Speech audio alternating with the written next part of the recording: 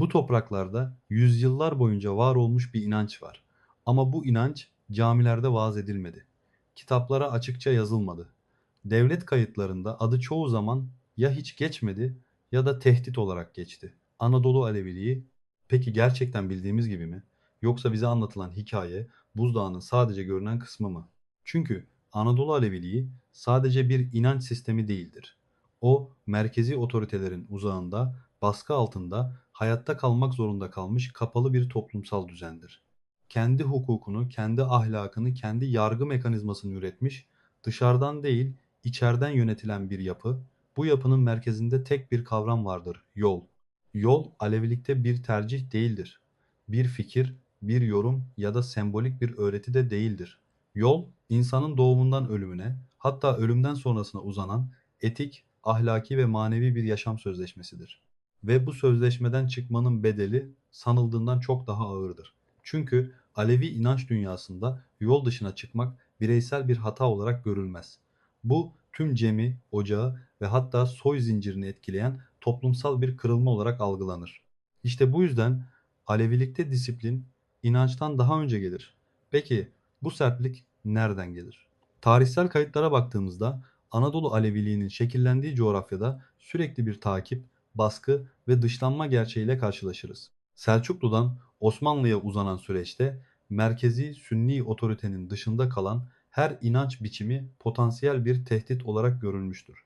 Babaylar isyanı, Kızılbaş fermanları, sürgünler ve katliamlar, bunlar yalnızca siyasi kararlar değil, Alevi hafızasına kazınmış kolektif travmalardır. İşte tam bu noktada sır kavramı devreye girer. Alevilikte inanç dış dünyaya karşı açıkça yaşanmaz. Çünkü açıklık hayatta kalma riskidir. Bu yüzden takiye, yani inancını gizleme bir korkaklık değil, zorunlu bir savunma refleksi haline gelmiştir. Ve bu gizlilik hali zamanla son derece ağır yaptırımlarla korunan bir iç disiplin doğurmuştur. Yola almama ya da halk arasındaki adıyla düşkünlük bu disiplinin en bilinen yaptırımıdır. Ancak bu ceza modern anlamda bir cezalandırma değildir. Bu bir insanın cem içinde sosyal olarak yok sayılmasıdır. Konuşur ama duyulmaz. Vardır ama hesaba katılmaz. Bu fiziksel cezadan çok daha yıkıcı bir sonuçtur. Bazı anlatılarda geçen kanlı ikrar ve benzeri uygulamalar ise hala tartışmalıdır. Bunlar gerçek miydi yoksa yola sadakati pekiştirmek için anlatılan sembolik hikayeler miydi? İşte burada Aleviliğin en tehlikeli sorusuna geliyoruz. Tarih nerede biter, menkıbe nerede başlar?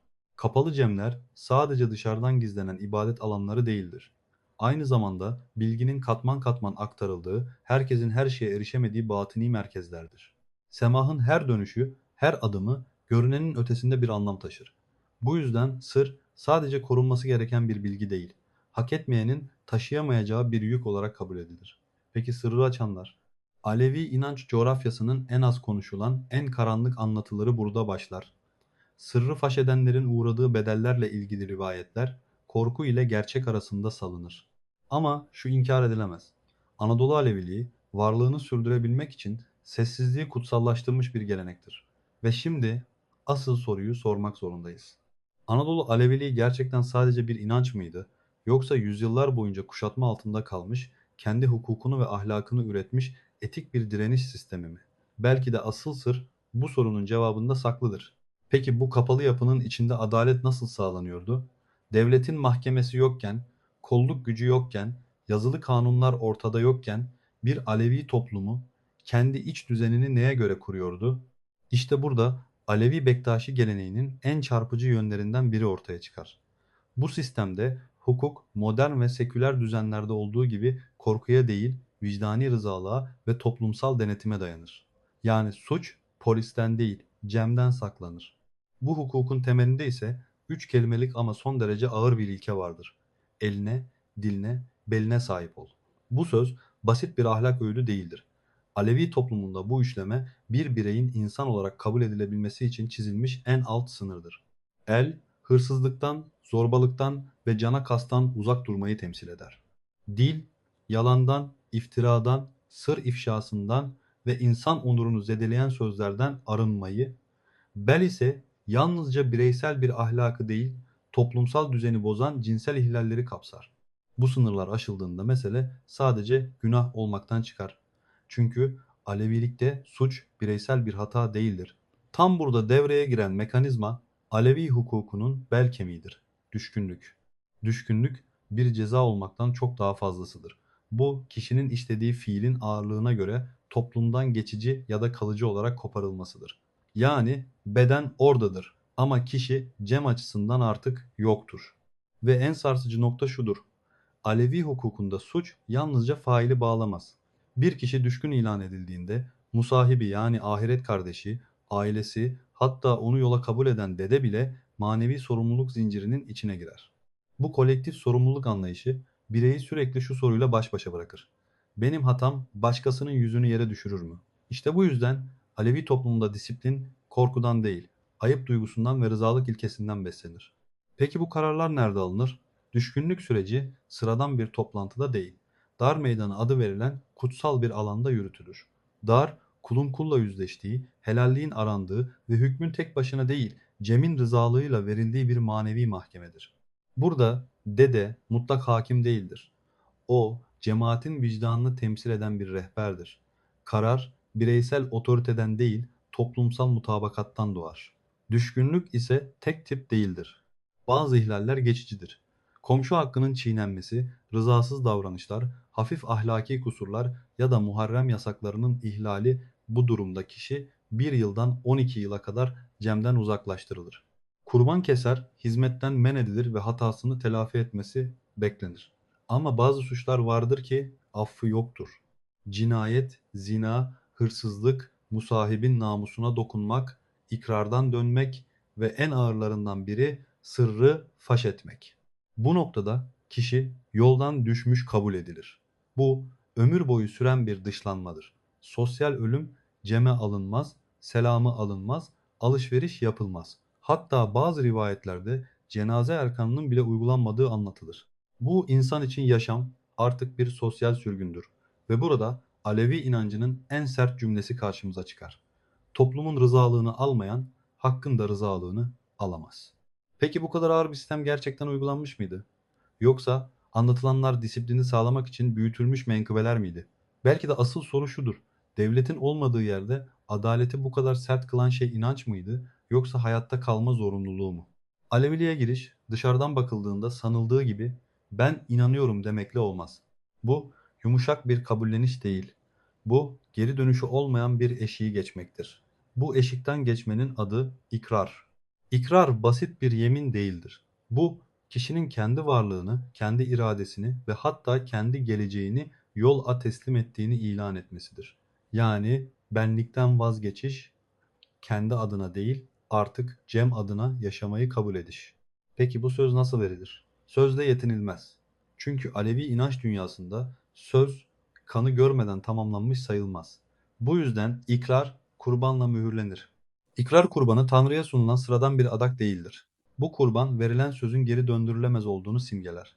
Kan burada bir tehdit değil, bir sınırdır. Özellikle tahtacı Türkmenleri gibi kapalı Alevi topluluklarında bu süreç tek bir cemle bitmez. Aday aşama aşama ilerler.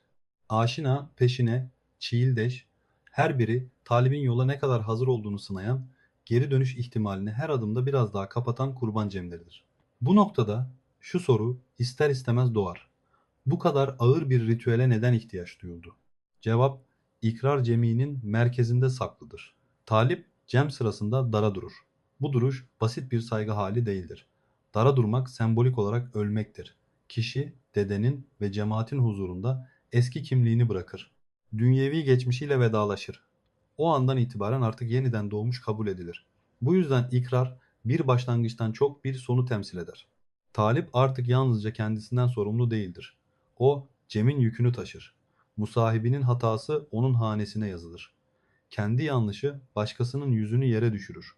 İkrar kurbanının kanı işte tam olarak bunu ilan eder. Artık geri dönüş yok. Bu noktadan sonra Alevi bireyin hayatını şekillendiren temel duygu ortaya çıkar. Yoldan düşme korkusu. Ama bu korku sıradan bir dışlanma endişesi değildir.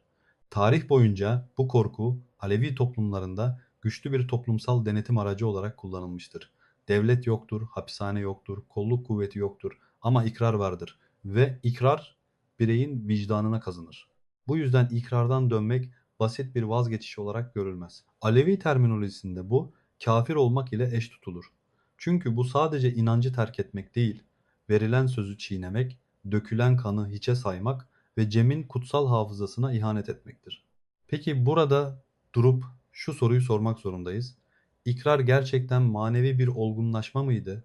Yoksa yüzyıllar boyunca kuşatma altında yaşamış bir topluluğun bireyi kontrol altında tutmak için geliştirdiği en sert bağlayıcı mekanizma mı? Belki de ikrar her ikisiydi. Hem hakikate adanmışlık hem de dağılmamak için ödenen ağır bir bedel. Yoldan düşme korkusu Alevi toplumunda sadece dini bir endişe değildir. Bu korku insanın en temel varoluş refleksine dokunur. Ait olma ihtiyacına. Modern psikoloji bugün bu duyguyu iki kavramla açıklar. Sosyal anksiyete ve dışlanma korkusu. İnsan zihni binlerce yıl boyunca hayatta kalabilmek için topluluğa muhtaçtır. Dışlanmak bilinçaltında hala ölüm tehdidi olarak algılanır.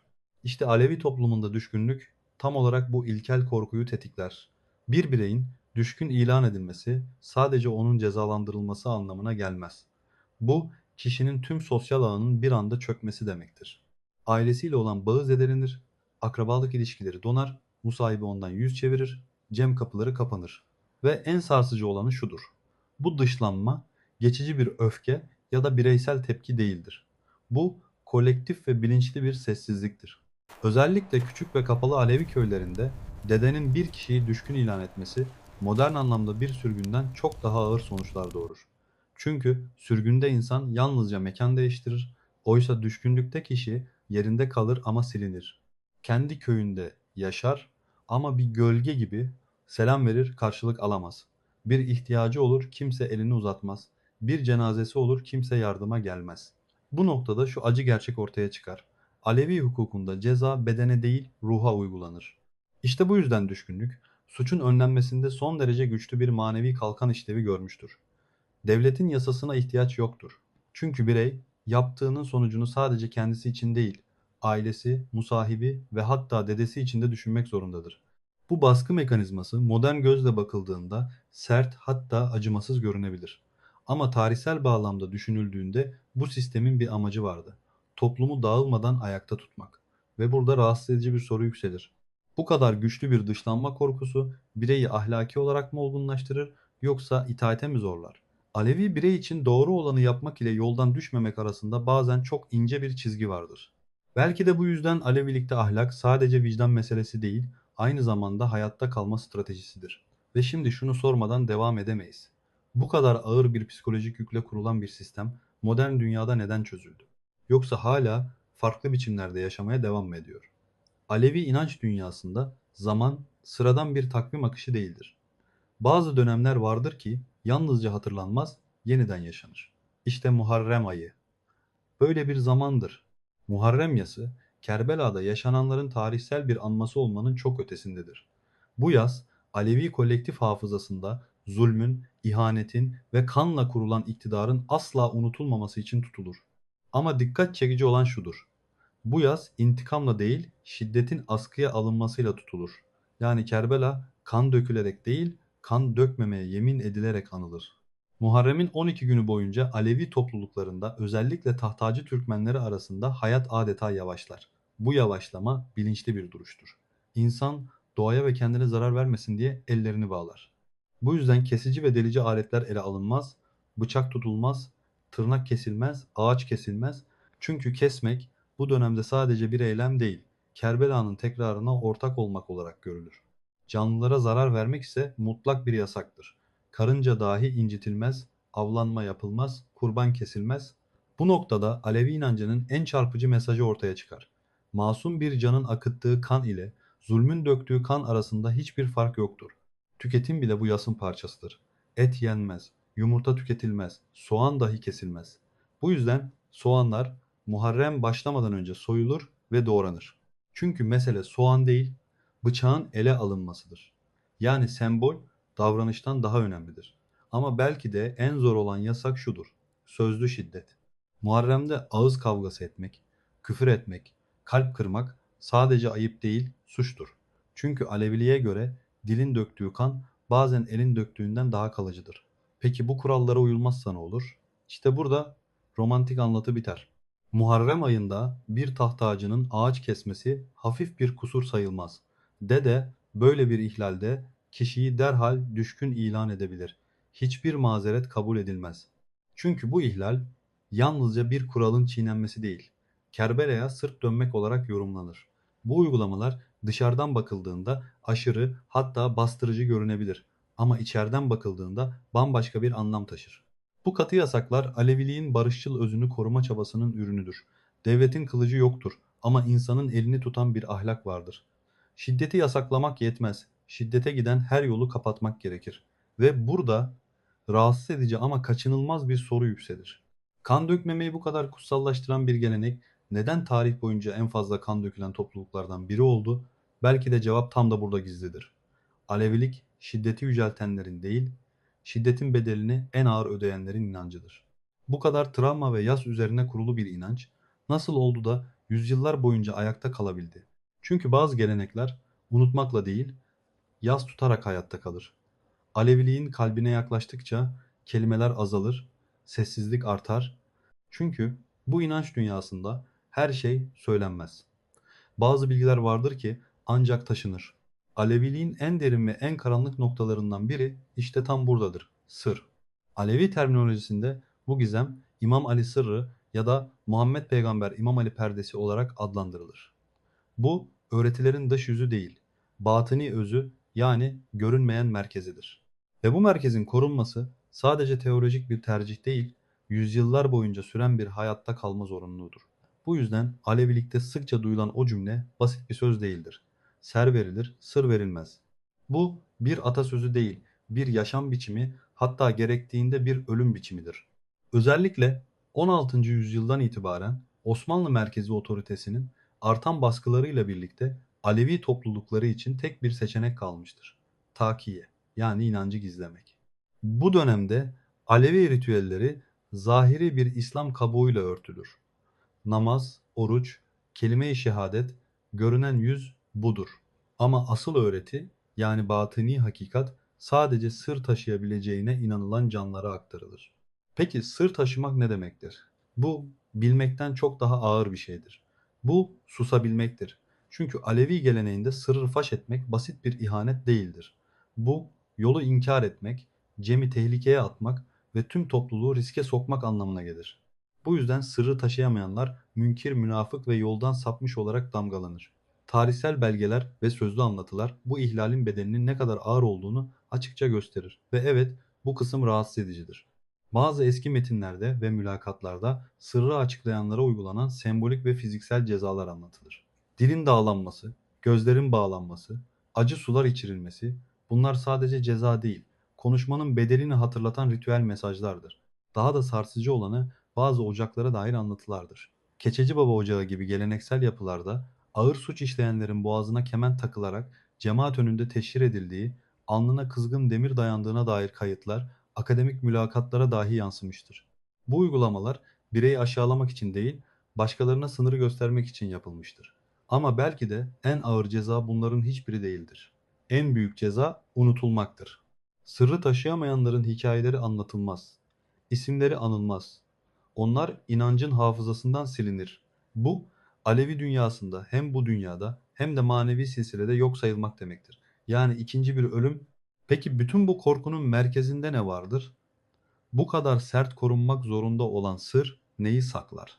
Araştırmalar ve batini metinler bu sırrın özünde vahdeti vücut anlayışının yer aldığını gösterir. Yani varlık birliği Tanrı'nın gökte değil, insanın içinde aranması. En el hak fikri, insan merkezli bir kozmoloji, kadını ve erkeği eşit gören, ibadeti şekilden çok bilinçli arayan bu anlayış, dönemin Ortodoks din algısı için son derece tehlikeli kabul edilmiştir. Çünkü bu öğreti Tanrı ile kul arasına konan bütün aracıları anlamsızlaştırır. Bu yüzden sır edilmiştir. Ve bu sır Alevi deyişlerinde kendini ele verir. Aynayı tuttum yüzüme, İmam Ali göründü gözüme. Bu dizeler bir mecaz değil, bir dünya görüşüdür. Sırrı bilen canlar birbirlerine baktıklarında hakkı görür. Çünkü hak dışarıda değil, insanın yüzündedir. Ve belki de asıl korku tam da buradadır. Çünkü bu düşünce bir kez açığa çıktığında sadece bir inancı değil, bütün bir iktidar düzenini sarsar. Şimdi durup şunu sormak zorundayız. Alevilik sırrı gerçekten korunmak için mi gizlendi, yoksa insanın kendini Tanrı'ya bu kadar yaklaştırmasından mı korkuldu? Çünkü bazı sırlar açıldığında değil, herkes bildiğini sandığında ölür. Semah, Alevi cem ibadetinin en görkemli ritüeli olarak bilinir. Ama tam da bu yüzden bugün en fazla eksiltilmiş, en fazla seyirlik hale getirilmiş olandır. Festivallerde, kültür günlerinde ya da sahnelerde izlediğimiz semahlar, geleneksel cemlerde icra edilen kapalı semahların sadece zahiri birer gölgesidir. Çünkü gerçek semah herkesin gözü önünde dönülen bir dans değildir. Gerçek semah rızalık alınmış, sorgudan geçmiş, ikrarını vermiş canların huzurunda icra edilir.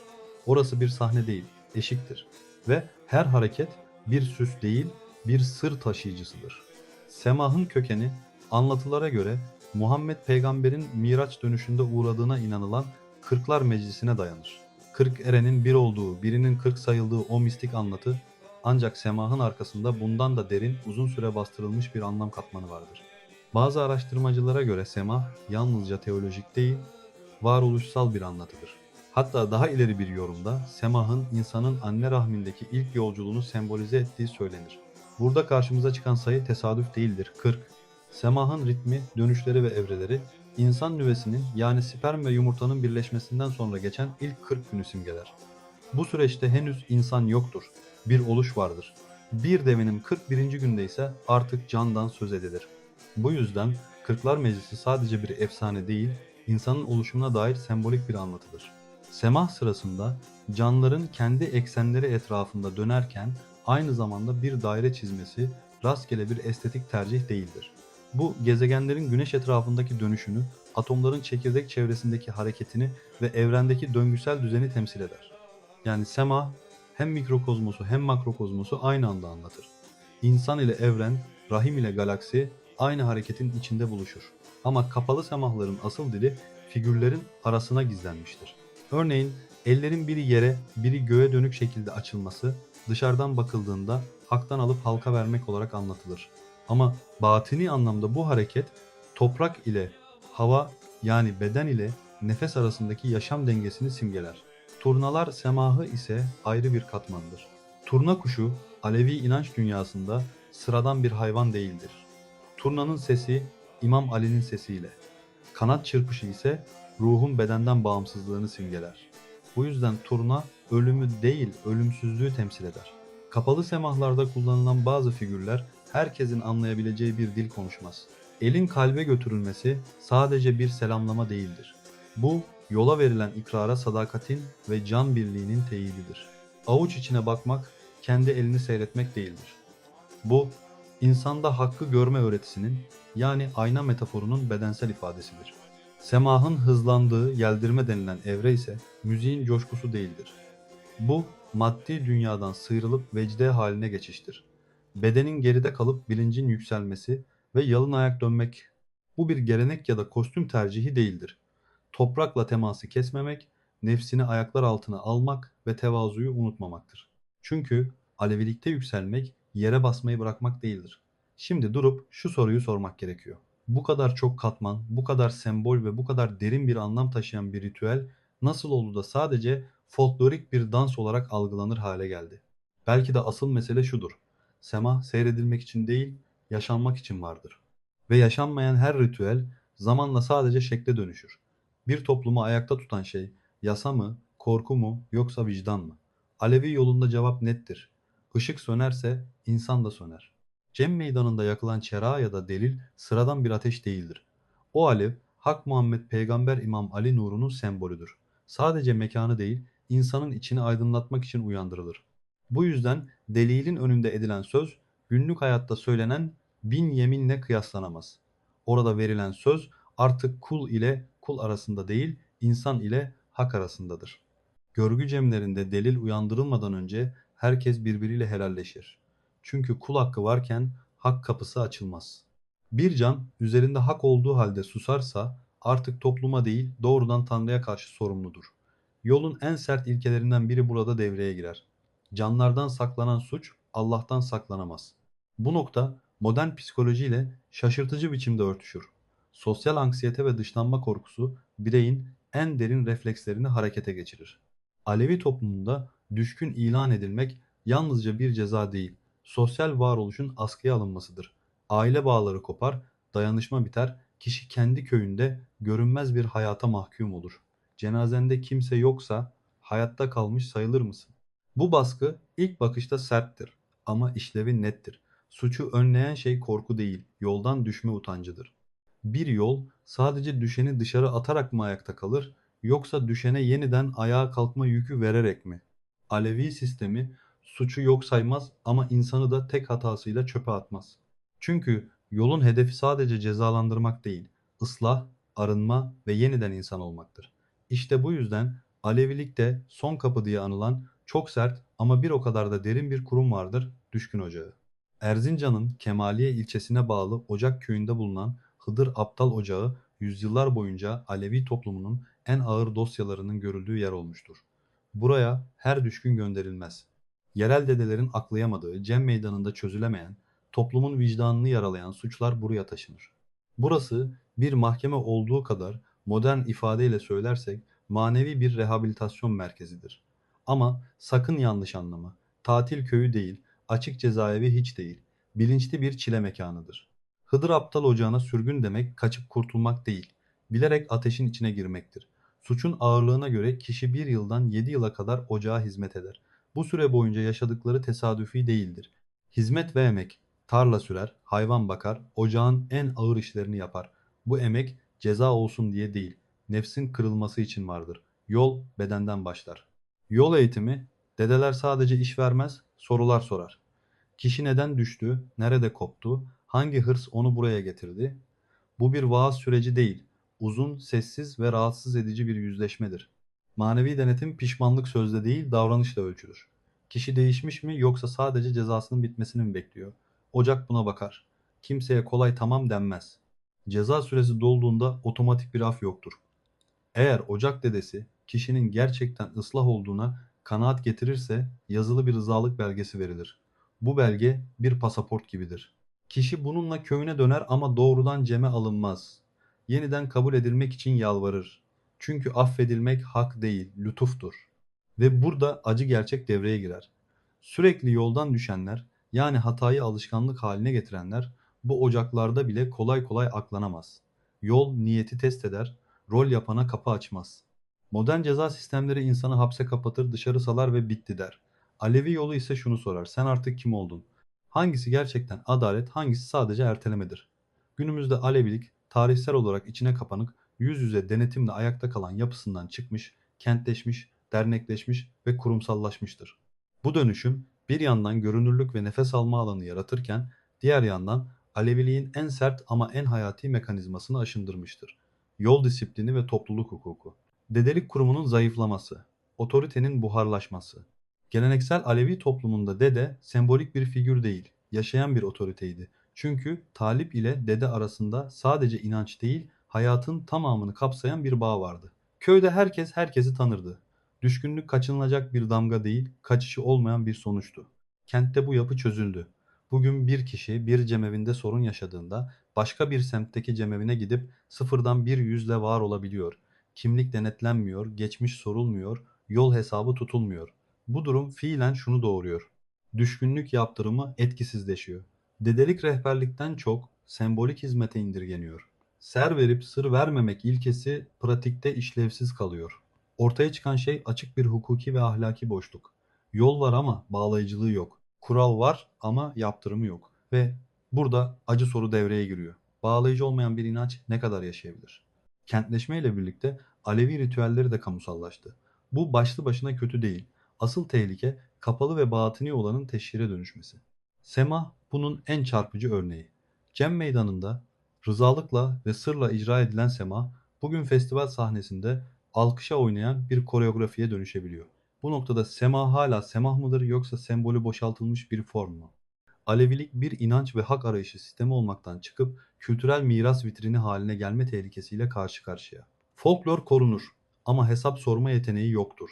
Müzeleşmiş bir inanç adalet üretmez, sadece hatırlatır. Sert ama gerçek bir tespit. Geleneksel Alevi sistemi sertti çünkü hayatta kalmak zorundaydı. Bugünkü Alevilik daha yumuşak çünkü görünür ama aynı zamanda daha savunmasız. Asıl mesele şu: Alevilik modern dünyada hayatta kalacaksa bunu ritüelleri sahneye taşıyarak değil, yolun ahlaki omurgasını yeniden kurarak yapabilir. Aksi halde geriye sadece şu kalır: güzel anlatılan hikayeler ama kimseyi bağlamayan bir yol. Anadolu Aleviliğinde yasaklanmış ritüeller, düşkünlük cezaları ve kanla mühürlenen ikrarlar çoğu zaman yanlış anlaşılmış, hatta bilinçli olarak karanlık gösterilmiş uygulamalardır. Oysa bu sertlik bir inancın zalimliğinden değil, binlerce yıl süren hayatta kalma mücadelesinden doğmuştur. Bu topraklarda Alevilik, devletin, ordunun ve resmi dinin koruması altında büyümedi. Tam tersine dışlanarak, bastırılarak, yok sayılarak yaşadı. İşte bu yüzden Alevi toplumu varlığını korumak için kendi hukukunu, kendi yeminlerini ve kendi cezalarını üretmek zorunda kaldı. Sırrı taşıyamayanların anlatılmayan hikayeleri aslında bir toplumun kendini ayakta tutmak için ne kadar ileri gidebildiğinin sessiz kanıtlarıdır. Unutulmak bazen ölümden daha ağır bir cezaydı. Çünkü Alevilikte insan ancak hatırlandığı ve rızalıkla kabul edildiği sürece vardı. Düşkünlük bu nedenle sadece bir ceza değildir. Düşkünlük topluluğun kendi vicdanını temizleme biçimidir. Bir kişiyi cezalandırmaktan çok yolun kirlenmesini engelleme refleksidir. Bugün bu uygulamaların büyük bir bölümü sembolik düzeye çekilmiş durumda. Kanlı ikrarlar yapılmıyor, sürgün ocakları işlemiyor, sert toplumsal yaptırımlar fiilen uygulanmıyor. Ama bu Aleviliğin özünün kaybolduğu anlamına gelmiyor. Çünkü hala ayakta duran bir çekirdek var.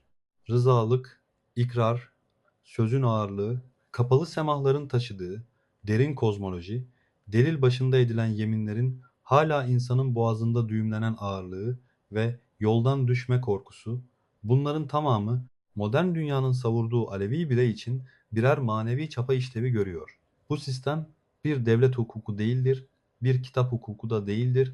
Bu merkezi otoritenin dışında bırakılmış bir halkın kendi adaletini kendi vicdanıyla kurma çabasıdır. Ve belki de en rahatsız edici soru burada duruyor. Bir inanç cezalarını kaybettiğinde mi yumuşar? Yoksa vicdanını kaybettiğinde mi çözülür? Anadolu Aleviliği bu soruya yüzyıllardır kendi bedeniyle cevap veriyor ve hala fısıldıyor. Yol düşmez, insan düşer. Eğer bugün anlattıklarımız size rahatsız edici geldiyse iyi. Çünkü bu anlatılar rahatlatmak için değil, uyandırmak için var. Bu videoda Aleviliğin anlatılmayan taraflarına baktık. Folklora indirgenen semahların arkasındaki sırrı, yoldan düşmenin ne anlama geldiğini, rızalığın neden bir hukuktan daha ağır olduğunu konuştuk. Ama bu sadece bir başlangıç. Bu kanalda konuşulmayan inançları, örtülen tarihleri ve böyle olabilir mi dedirten soruları çekinmeden masaya yatırmaya devam edeceğiz. Eğer sen de anlatılmayanı merak ediyorsan, resmi hikayelerle yetinmiyorsan ve gerçeğin bazen rahatsız edici olabileceğini kabul ediyorsan abone ol. Çünkü burada amaç onaylamak değil, anlamaya cesaret etmek. Bir sonraki videoda görüşmek dileğiyle. Kendinize iyi bakın. Hoşça kalın.